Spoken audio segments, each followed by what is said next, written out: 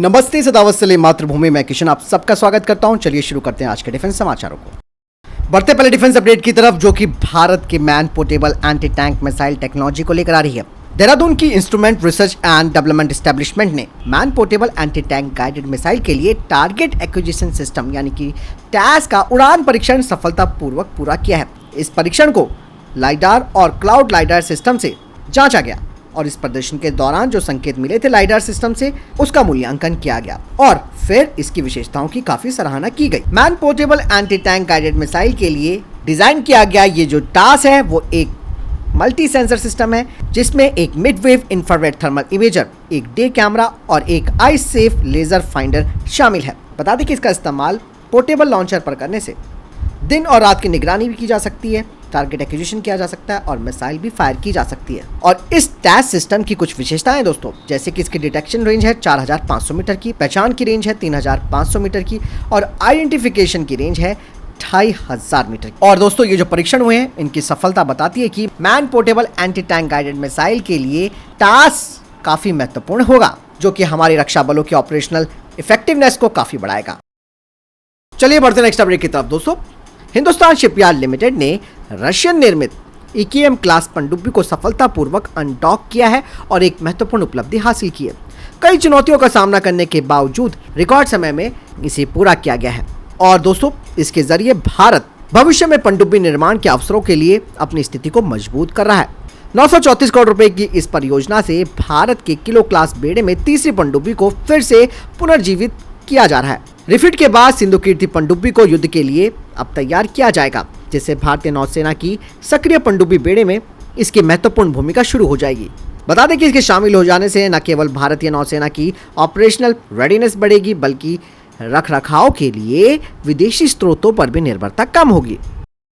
बढ़ते next update की तरफ दोस्तों, भारत और चाइना के बीच जंग की स्थिति बन चुकी है और इसमें कोई दो राय नहीं है कि अगर ऐसा ही चलता रहा तो भविष्य में आपको एक बड़ी जंग देखने को मिलेगी। चाइना लगातार दोस्तों भारत को प्रोवोक कर रहा है LAC पर, और आपको मैं एक चीज और बता दूं कि पीपल लिबरेशन आर्मी ने देप्सांग के मैदानों में अपने बुनियादी ढांचों को काफी मजबूत करना शुरू कर दिया है।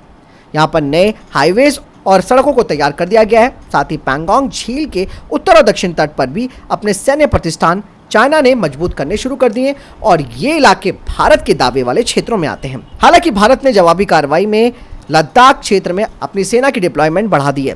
साथ ही साथ भारत अपनी सैन्य चौकियों को मजबूत कर रहा है ताकि किसी भी तरीके से चाइना के आक्रमण का जवाब दिया जा सके। लेकिन दोस्तों विवादित क्षेत्रों में चाइना का ये जो काम किया जा रहा है वो ऑब्वियस सी बात है एक बड़ी टेंशन के रूप में देखा जा रहा है। बात साफ हो जाती है कि चाइना इस क्षेत्र में अपनी पकड़ को मजबूत कर रहा है और सीमा पर यथास्थिति को बदलने का प्रयास कर रहा है। अब ये देखना बाकी है कि स्थिति कैसे और सामने आती है। क्या कूटनीतिक प्रयासों से ही ये बात बन पाएगी? लेकिन मुझे तो नहीं लगता जिस तरीके से हम अभी तक कूटनीति की प्रयास कर रहे हैं, नेशनल इंटरनेशनल लेवल, इसके अलावा कोर कमांडर लेवल की बातचीत, बहुत चीजें हैं, लेकिन कोई नतीजा नहीं है। चाइना अपने दावे मजबूत करने पर लगा हुआ है, तो इसका सिर्फ एक ही इलाज है, वो है जंग। आपको क्या लगता है? कमेंट सेक्शन में लिखकर जरूर बताइएगा। बढ़ते हैं नेक्स्ट अपडेट की तरफ दोस्तों। आप सब जानते हैं कि अजरबैजान भारत के खिलाफ चेहर उगलता है और उसने भारत का विरोध भी किया था जब भारत ने उसके दुश्मन अर्मीनिया को हथियार भेजे। अब दोस्तों यहाँ पर अजरबैजान भारतीय हथियारों से इतना डर गया है कि उसने भारतीय प्रधानमंत्री को अपने देश आने का न्योता दिया है। अजरबैजान के राष्ट्रपति इल्हाम ने भारतीय प्रधानमंत्री को 29वें COP29 क्लाइमेट समिट में बुलाया है, जो कि 11 से 12 नवंबर के बीच बाकू में होने वाला है। COP29 एक महत्वपूर्ण आयोजन होता है जिसमें दुनिया भर के नेता, नीति निर्माता और वैज्ञानिक और कार्यकर्ता आते हैं। हालांकि ये तो मीटिंग इंटरनेशनल लेवल की है ही, लेकिन यहाँ पर इसे कूटनीति के तौर पर भी देखा जा रहा है। ये एक तरीके का कूटनीतिक इशारा आप समझ सकते हैं, जिसका उद्देश्य अजरबैजान और भारत के बीच द्विपक्षीय संबंधों को मजबूत करना है। और यही वजह है कि अजरबैजान को झुकना पड़ रहा है भारत के आगे, क्योंकि भारत ने जिन घातक हथियारों को आर्मीनिया को सप्लाई किया है उसका तोड़ ना तो अजरबैजान के पास है और ना ही उसके दोस्त तुर्की के पास। उसे पता है कि अगर जंग होगी तो भारी तबाही अजरबैजान में मच जाएगी। इसीलिए जियोपॉलिटिक्स सिचुएशन को संभालते हुए अजरबैजान के जो राष्ट्रपति हैं वो प्रधानमंत्री नरेंद्र मोदी को आने का न्योता दे रहे हैं ताकि दोनों देशों के बीच संबंधों को फिर से सुलझाया जाए। वहीं बढ़ते हैं नेक्स्ट अपडेट की तरफ दोस्तों। जापान और भारत के बीच दोस्तों अब एक दुश्मनी होने वाली है। बाकायदा अब जापान भारत की कुछ कंपनियों पर प्रतिबंध लगाने जा रहा है। हालांकि इससे वाकई में रिश्तों में तनाव जरूर आएगा, जो कि दोनों देशों के संबंधों को खराब कर सकता है। जापान अब भारत चीन, यूएई और उज्बेकिस्तान की कंपनियों पर प्रतिबंध लगाने की बात कह रहा है, जो कि रशिया को सपोर्ट कर रहे हैं।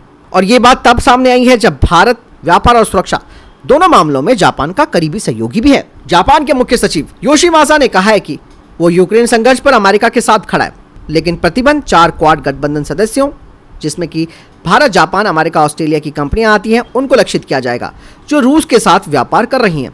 ये कदम दोस्तों जापान का काफी हैरान कर देने वाला है। और आपने देखा होगा कि खुद जापान ने इजराइल का समर्थन करते हुए हमास और हिजबुल्लाह के कार्यकर्ताओं पर प्रतिबंध लगाए थे, लेकिन भारत ने अपनी स्थिति न्यूट्रल रखी थी। और रशिया यूक्रेन की जंग में भी भारत ने अपनी स्थिति न्यूट्रल रखी है। इसके बावजूद भी भारतीय कंपनियों पर प्रतिबंध लगाने की बात जापान कह रहा है। जापान की तरफ से कहा जा रहा है कि प्रतिबंधों का जो पैकेज है उसका विवरण हम जल्द ही जारी करेंगे। इसके अलावा जापान दोस्तों कजाकिस्तान पर भी जो सैंक्शन लगाने वाला है वो भी एक चौंकाने वाला फैसला है, क्योंकि खुद जापान की इन्वेस्टमेंट कजाकिस्तान में चल रही है, खासतौर पर यूरेनियम खनन पे। अब ऐसे में दोस्तों भारत जापान के संबंधों में ये जो कड़वाहट आ सकती है उसका प्रभाव क्वाड के भविष्य पर पड़ सकता है। यहाँ पर दोस्तों मैं कहना चाहूँगा कि जापान को सोच समझ कर विचार करना होगा, क्योंकि जापान के ऑलरेडी काफ़ी इन्वेस्टमेंट भारत में भी है और खासकर जापान नॉर्थ ईस्ट सेक्टर में काफ़ी इन्वेस्टमेंट कर रहा है। अगर इस तरीके की बात आती है, प्रतिबंध लगाने की बात आती है, तो बहुत कुछ जापान को खोना पड़ेगा।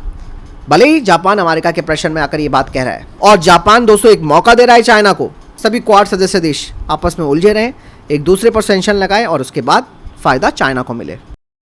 चलिए बढ़ते नेक्स्ट अपडेट की तरफ दोस्तों। हाल ही में दोस्तों जम्मू कश्मीर में आतंकी हमले हुए। ऐसे में दोस्तों गृह मंत्री अमित शाह जी ने एक हाई लेवल मीटिंग आयोजित की है, जिसमें कि अमरनाथ तीर्थयात्रियों की तैयारियों की समीक्षा भी की गई है।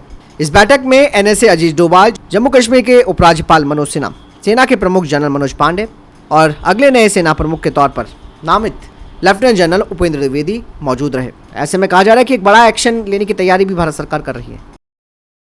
चलिए बढ़ते हैं नेक्स्ट अपडेट की तरफ दोस्तों। हाल ही में अडानी डिफेंस और यूए की एज ग्रुप ने एक साथ कोलैबोरेशन किया है, जिसके तहत हथियारों का जॉइंट डेवलपमेंट और प्रोडक्शन किया जाएगा।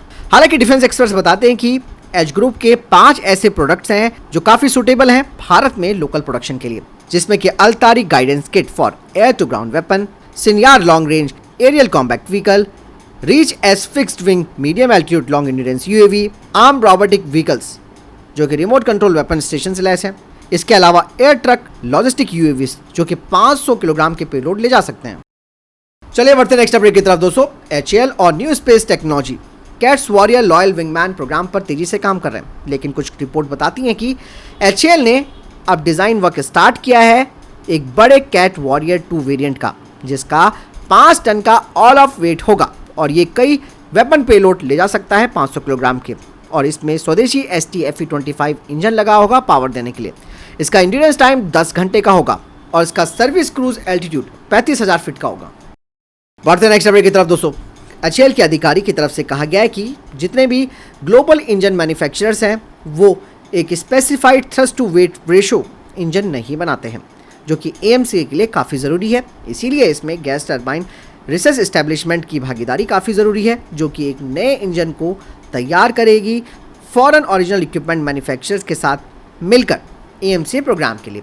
दरअसल AMCA फाइटर जेट को 110 किलोन्यूटन का थ्रस्ट जनरेट करना है और साथ ही इस इंजन का जो क्रिटिकल एस्पेक्ट है वो ये है कि भारत का जो हॉट और ह्यूमिड वेदर है उस कंडीशन में ये इंजन ऑपरेट हो।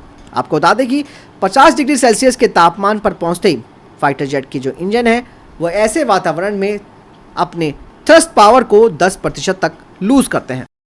बढ़ते नेक्स्ट अपडेट की तरफ दोस्तों। भारतीय स्टार्टअप आयरोव ने अपना IROV underwater tuna Saudi Arabia को एक्सपोर्ट किया है। बढ़ते नेक्स्ट अपडेट की तरफ दोस्तों। बांग्लादेश की मिलिट्री ने अब बड़ा फैसला लिया है। उनकी तरफ से कहा जा रहा है कि अब वो बड़ी डिफेंस डील चाइना के साथ नहीं करेंगे, इसके बजाय वो यूरोप और टर्की के साथ डिफेंस डील्स करेंगे। चलिए बढ़ते नेक्स्ट अपडेट की तरफ दोस्तों। यूएस इंडो पैसिफिक कमांड के हेड ने बताया कि चाइना अब दुनिया की सबसे बड़ी एयरफोर्स बनने वाला है और वो अमेरिकी एयरफोर्स को भी पीछे कर देगा। बढ़ते नेक्स्ट अपडेट की तरफ। कोचिन शिपयार्ड की तरफ से कहा गया है कि वो भारत के दूसरे एयरक्राफ्ट कैरियर को 6 सालों के अंदर तैयार कर सकती है और 7 साल के अंदर वो उसे पूरा डिलीवर कर सकती है। और ये जो एयरक्राफ्ट कैरियर होंगे वो मेल और हेल क्लास के यूएवी भी ऑपरेट कर सकेंगे। इसके अलावा दोस्तों एक क्वेश्चन मैं आपसे पूछना चाहूंगा, भारत किस देश से अधिकतम रक्षा उपकरणों की खरीद करता है? Option A Canada, option B America, option C Israel या डी चाइना। सही उत्तर देने वाले के कमेंट को लाइक किया जाएगा। तो फिलहाल इधर तक के टॉप डिफेंस अपडेट। वीडियो के सामने कोई प्रश्न जवाब या आपका कोई सवाल है कमेंट सेक्शन में लिखकर जरूर पूछ सकते हैं। वीडियो को लाइक और शेयर जरूर कीजिएगा दोस्तों। जय हिंद, वंदे मातरम।